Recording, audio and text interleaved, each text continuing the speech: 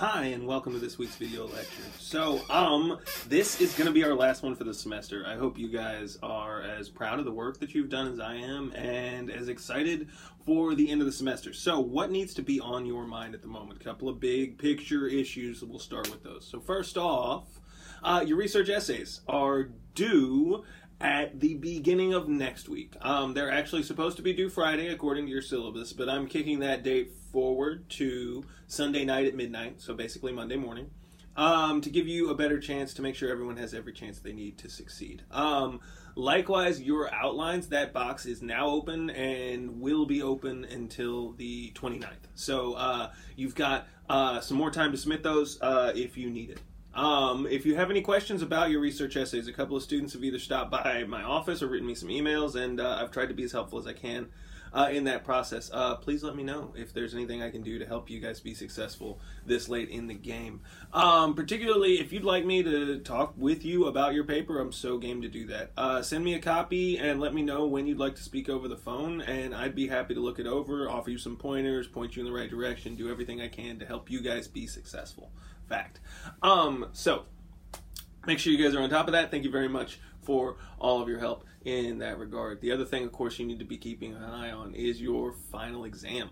Final exams start next week. You will find the details for setting up the proctoring of your exam on Moodle.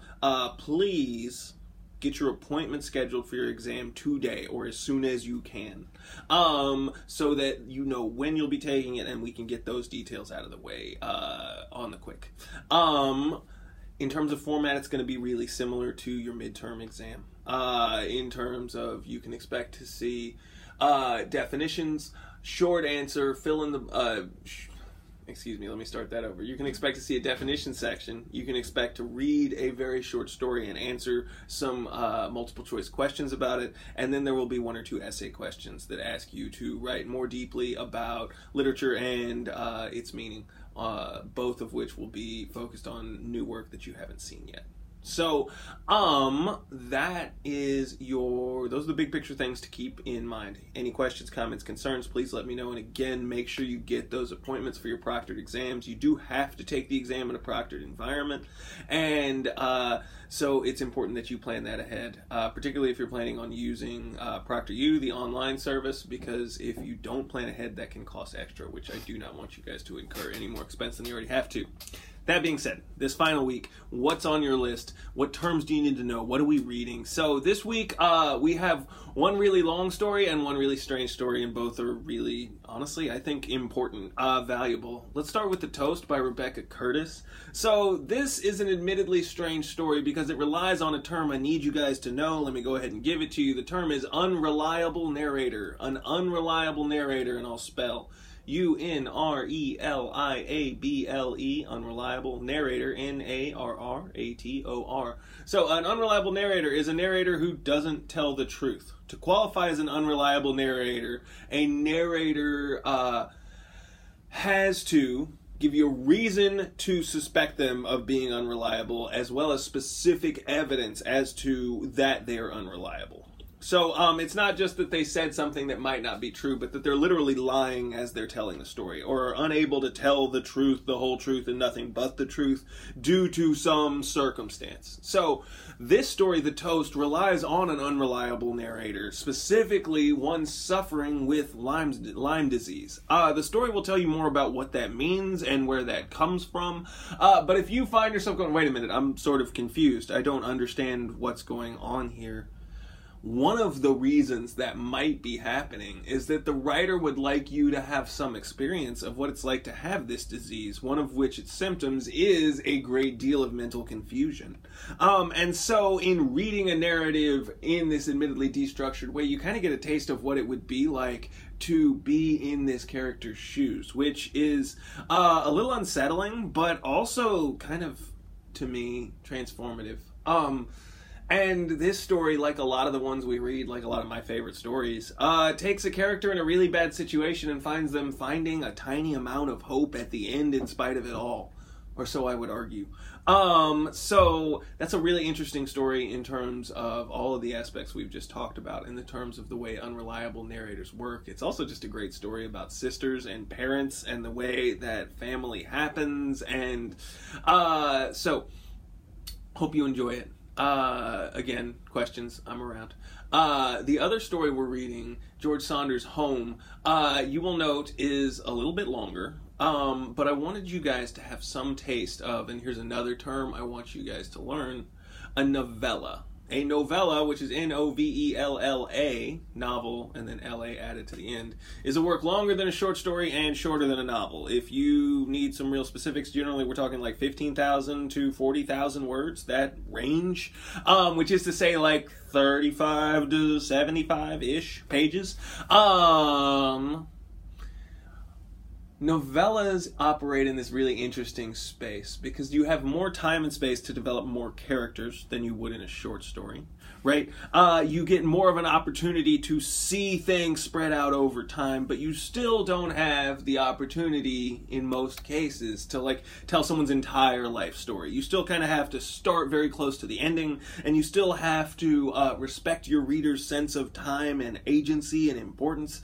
And so I think they're really interesting in the way that they demonstrate how novels add to the core of whatever a story is, right? The way that as you continue to build into a more elaborate artistic project, you still have, all stories will still function on the same basic level and will still include a lot of the same elements.